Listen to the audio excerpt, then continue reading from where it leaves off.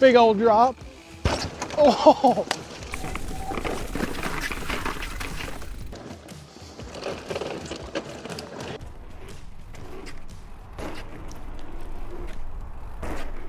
After riding nearly every single coil shock in the entire planet, it's time to move into the custom coil shocks.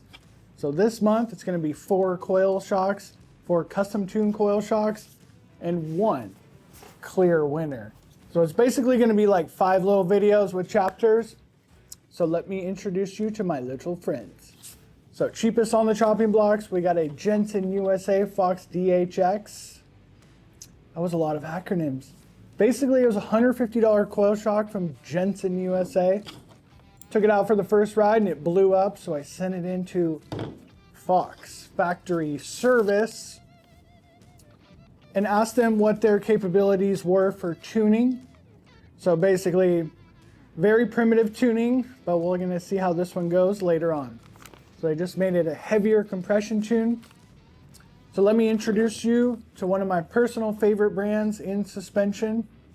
This is the DVO Jade X. So Jade X is their older version with 3-position compression adjust. This one has been custom tuned for my friend. I have no idea what kind of tune's in it, but he did have some serious issues with it, had them beef up the compression, I'm guessing. So just so you know, this isn't a huge sales piece for DVO. DVO is one of the few brands that uses aluminum stanchions, and this one is burned. So 1 point right off the bat for Fox for building steel stanchions because they are stronger. And last but not least, or second last but not least, is the famous Avalanche Tune Shock. So this is going to be the first video review of the Avalanche Shock, riding wise. And highly anticipated. It is a used shock. Full disclaimer, it's tuned for some random bike and I bought it on Facebook. Hence the title of this movie. And basically, I've had extensive conversation with Craig, the owner of Avalanche, and he explicitly told me not to make videos of his product and threatened me with all kinds of stuff. But I guess the guy forgot that we live in America and everything in this video is my opinion. So basically, custom tuned shim stacks. And we'll dive into what's inside of here later on. Last but not least is the Auto-Tune DVO shock. And it's currently on the bike because it was the last one.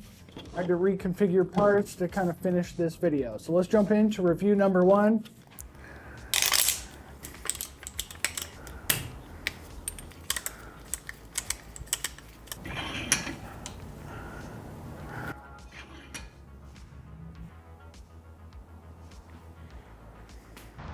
So we'll see how it does around the test track.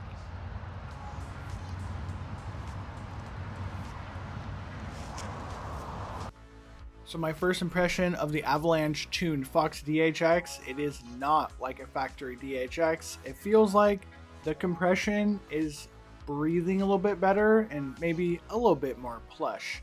So coming into the test track, I did get bucked pretty hard straight out of the gate because there was some issues going on in this shock that I did diagnose later on in the month. Well, let's see how it goes. The Avalanche DHX was set up for about a 190-pound rider, and I do have some good news about it. Basically perfect on the 3-foot hook to flat.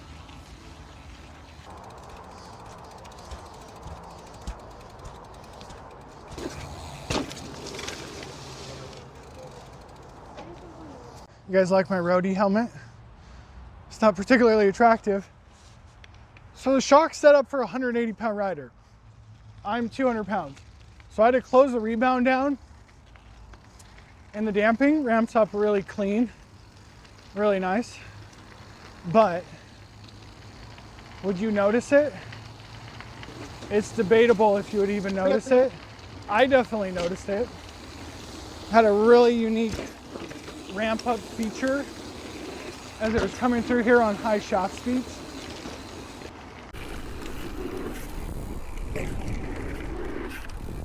So it's definitely got a cleaner rebound feel around the test track, and it ramps up. The way it ramps up feels really good. But the overall performance, I'm once again not very impressed by the Avalanche shock, but this isn't finished. because you've got to see what's going to happen at the end of this series of riding this shock. So while I was riding the Fox DHX, I was talking to my internet friend Paul Schumer in Canada, who let me borrow his Formula Mod shock. So Paul was trying to diagnose why I was not getting along with the Formula Mod shock, and we were talking about stroke, internal floating piston gas charge, what spring was on the shock, and I realized I have a whole bunch of wrong things going on with this Avalanche shock. So to start, it's set up or built for a Santa Cruz Bronson. So the stroke on that bike is 230 by 57.5. The Rocky Mountain altitude is about 62.5, so that is 5 millimeters. So what Paul brought to my attention in all his smart engineeringness is basically we don't need to look at the effective travel, we need to look at the leverage ratio of the shock when it's compressing. So what I'm gonna do is stroke this Avalanche shock up to 65 millimeters, attach an EXT 550 pound spring on there, and check the internal floating piston gas charge to make sure this thing is fully charged, even though it was basically built like 2 months ago. So I forgot to film it, but the gas charge was about 100 psi low, and this would explain some of the inconsistent damping feel I did have on the first ride with the Avalanche shock. So I came into the test track warming up and got bucked super hard right here. It's a little bit of a spiky feel inside of the damper. Low gas charge would explain that. So no matter what anyone tells you, a short stubby spring is a high performance spring, and what it will bring to the table is basically a better rebound feel.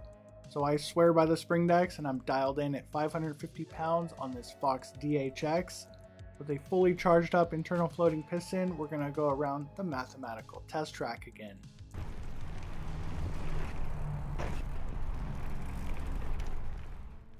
With a freshly tuned up DHX, this is definitely passing with flying colors through the initial 3-foot setup huck to flat. There's something special going on inside of this Avalanche DHX. The Avalanche bump stop is a super thick cork bump stop, so maybe that's what that softer feeling is towards the end of the stroke.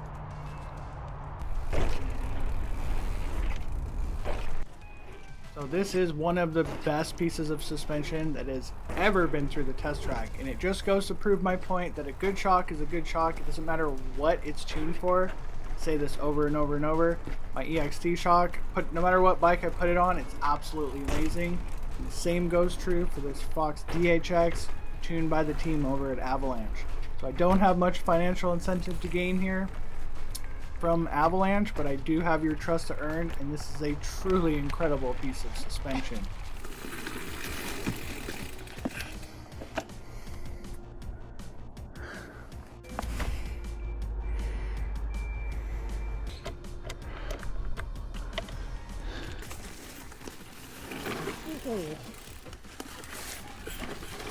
But I did take a couple notes here during the trail ride experience. On the Avalanche, it feels like it's a very fast shock. Like it kind of hovers in the mid-stroke pretty effectively, and it feels like it kind of carries speed well.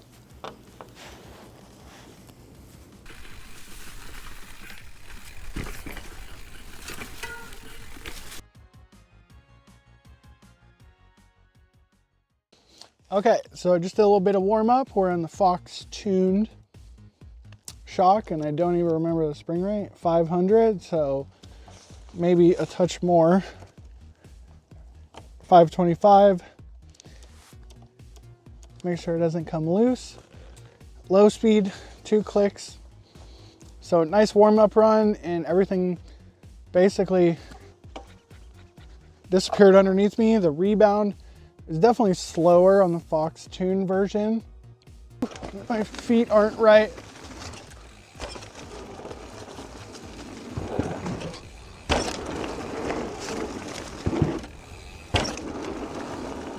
So it's kind of interesting. It's like the same exact feeling, like the way it ramps up. Woo!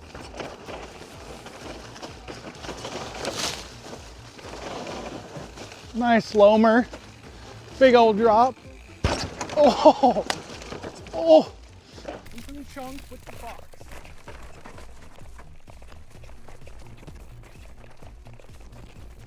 So, incredible first experience on the Fox Tune DHX. The extra compression, the extra clamping shim that I'm guessing it's inside of this shock does the job for the heavyweight guy like myself.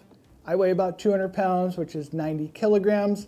So even on my super progressive suspension Canadian rear high pivot idler, I still need a ton of additional ramp. So if you're on a specialized bike, you're gonna need like maximum amount of ramp up or hydraulic bottom out.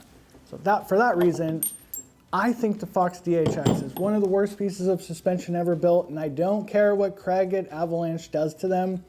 It is missing hydraulic bottom out and an external adjuster. So in my humble opinion, there's two types of ramp up. We have the clicker and then we have the shim stacks. Everything in my opinion of suspension, we want to blend.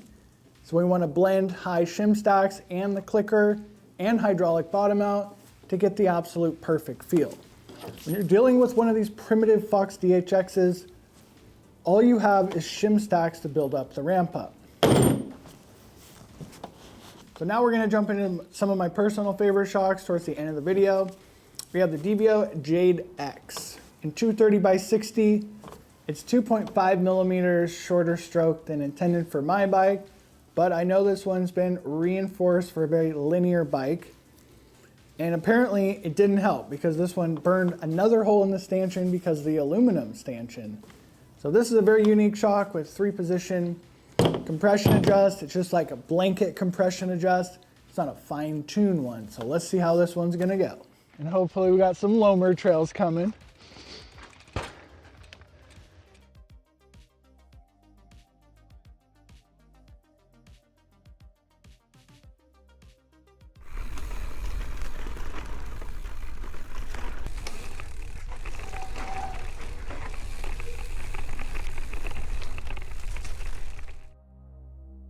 Slower rebound for this kind of trail. That is a lot of compression in the middle. It's kind of a cool feature. The damping theory out of DVO is just day and night difference between the Fox DHX. The DVO just feels like a pure DH shock that really excels in this steeper style of terrain.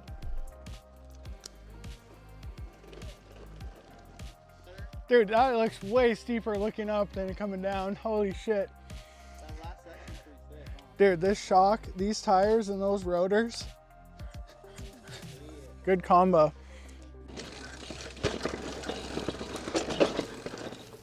So taking the Jade X Prime out into some fun mountain bike trails and not the test track was a massive mistake because basically the test track is like the common denominator when it comes to suspension.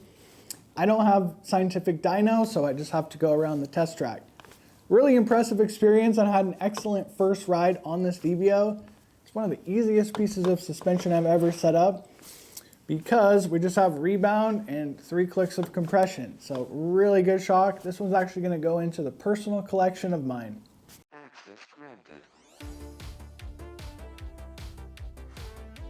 But everything has its pros and cons. DVO shocks are known to they got an incredible amount of bobs. So if you have a plush bike, like the Rocky Mountain, it is exacerbated how bad those things pedal bob. If you have a Santa Cruz, it pedals a little bit better. I have a Santa Cruz-ish style bike, and the DVO shock still bobs around, but it's not quite as noticeable. So what this means is it's more oriented towards the downhill and gives you exceptional traction even in these steep style of terrains. We can add and remove high levels of compression, so we'll definitely go for the middle in the test track and see how it goes. Now this is why I love the test track, because one single 3-foot huck to flat tells me precisely what's going on inside of this shock. So it has a super heavy compression tune, not a particularly targeted compression tune, just a super heavy one. With the progressive spring decks and a super progressive bike, this is actually a terrible combo. So hours and hours of riding steep Lomers, I couldn't really diagnose what was going on inside of the shock until I basically went around the test track. So with the compression in the middle setting, it is definitely way too stiff for me. If I was like 300 pounds, this would be amazing. So here's a quick trick. We can actually adjust the rebound into the faster direction to allow for a more open compression setting. And I tried it in the full fast setting and I honestly didn't like it, but I did learn an amazing lesson when it comes to the DVO suspension. The rebound is super easy to adjust on DVO shocks. It's like set and forget, or what's a better analogy for this one would be, it's a go, no go gauge, where the Fox DHX and its super sophisticated shim stacks kind of gives you this feeling of like, could be good, could be bad, works here, doesn't work there. So round of applause to the DVO. So taking the DVO Jade around the test track, woo! Everything is becoming very clear. So this is a very active shock. Like I just told you, it bobs like crazy, but it's super playful. And that's why I absolutely love DVO suspension, because it's super fun. So last but not least, the first custom tuned shock I've ever paid like full retail pop for. Didn't just buy off Facebook, all of this stuff. It's DVO Jade X Prime WP collaboration coil shock. That's a mouthful. So if you're not aware, there's this suspension brand owned by KTM, it's motocross. And WP is a very, very prestigious Austrian suspension brand that gives Öhlins a run for its money in the motocross world. And they dipped their toes in mountain biking thinking there was some money in it, and there's not. And they were very smart because they chose DVO to collaborate with, because DVO built some pretty badass suspension. Unfortunately, marketing sells shocks and not performance, so they pulled out of the market. And DVO was selling basically the extra shocks, so I picked one up and had it custom tuned. So let's take it out on the test track, last but not least. So I did have to convert this from a 205/60 to a 230 by changing this part of the shock, and let's see how it goes. The first ride I took the WP DVO shock out on was actually a long trail ride and not the test track, because I do enjoy riding mountain bikes other places. And I gave DVO these super specific instructions on how I wanted the structure of the internal valving inside of this shock. So my otter zone, play zone setup translates into absolutely epic levels of traction and playfulness. If you guys want to learn what damping suspension does in real life, you could just pick up a Cane Creek Katsuma, because that's how I learned all this stuff. Experimenting with that shock. It's a super powerful shock. You can learn everything you need to do, or you can watch my videos. So purely legendary experience out of this DVO shock. And I basically have the high speed compression locked off and the low speed locked off. So we're getting a combination of thick shim stacks and the clicker preloading the shim stacks, effectively making it digressive. And I know that's probably a little above everybody's head. Just know you want to blend things, everything in balance. So a lot of people overlook the fact that the spring does correlate to how the performance of the shock is going to ride. So I just put 150 PSI inside of this piggyback. So I think it's a good idea that DVO is pushing this maintenance on you after experience what happened with the Avalanche shock. Can literally destroy your ride. We can see the rebound is about in the middle from how far out the needle is. On the front of the bike, we got 180 millimeter MRP lift damper. So this is version 1 lift damper that has a very light tune in it with the ramp control. The reason it has version 1 light one is because it's 180 millimeters. So basically the damper is tuned off of the spring exactly like this one. So it's early in the morning and hopefully the lighting's good, because I just edited all those videos and a lot of the lighting was pretty terrible. So let's go. Oh yeah.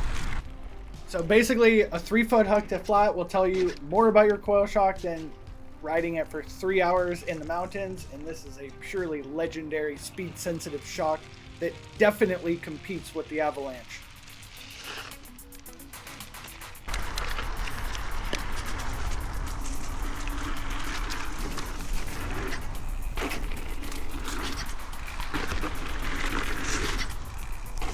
But if I basically lightly pedal on this, it holds it up in its travel. And it's like the best pedaling DVO shock I've ever been on. So after a couple little warm-up sessions and over a month on this bike, whoo, this is probably the best shock that I've personally ever owned, because it just does everything that I want it to do. And the funny thing is, it was tuned for my Amish bike. So it wasn't even tuned for this bike. I just gave them the specific instructions on how I wanted it to ride. And typically the DVO shocks bob like crazy, but on the e-bike, you can kind of lightly pedal on it and it doesn't have the bob. So let me show you, and we're gonna film it from the side.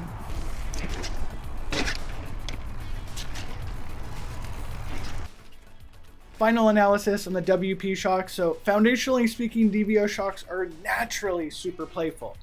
But combo that up with the Otter specialty tune, this thing is literally the best shock I've ever rode as far as the fun department goes. If you're looking for all-out speed, I think the shim stacks, the internal structure of the Avalanche is better. Okay. So there is one clear winner in this video, and it's the Italian shock. Just kidding. We're focusing on custom tune shocks here. So the DVO WP shock is the clear winner because it is such a unique, special piece of suspension. These are base model shocks that have extra shim stacks. The base foundation of that shock is stellar. Same with this one. So I did have an extensive conversation with Craig at Avalanche. He can tune anything, and next time I make a video, if he lets me pay for a shock tune, it's gonna be a more badass piece of suspension like this one. It's gonna go from like great to the best shock ever made, because these are just like good to great. But if you want to see what's inside of these shocks, you got to click this video here, because I did an extensive teardown analysis of the internals of all of these shocks. Secret video, so don't click it.